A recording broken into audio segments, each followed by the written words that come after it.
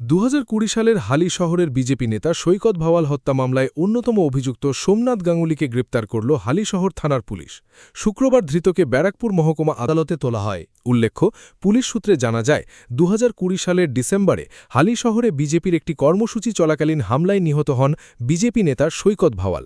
ওই ঘটনায় খুনসহ একাধিক ধারায় মামলা দায়ের করা হয়েছিল।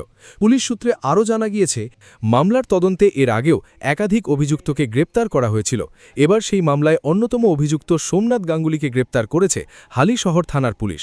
সৈকত ভাওয়াল হত্যা মামলায় আরও এক অভিযুক্তের গ্রেপ্তারের পর তদন্তে নতুন কোনো তথ্য সামনে আসে কিনা সেদিকেই নজর এখন সকলের।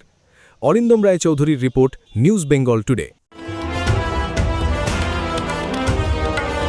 মেঘবেলা লাইভে আপনার পছন্দের টিভি চ্যানেলস সম্পূর্ণ বিনামূল্যে, শুধুমাত্র মেঘবেলা ব্রডব্যান্ডের কানেকশনের সঙ্গে। মেঘবেলা ব্রডব্যান্ড, বাংলার ঘরে ঘরে। উত্তর 24 পরগনা ও তার আশপাশের এলাকার মানুষের সেবায় ক্যাথল্যাবের মতো অত্যাধুনিক সুবিধা নিয়ে পরিষেবায় ব্রতী সারদা মাল্টি স্পেশালিটি হাসপাতাল।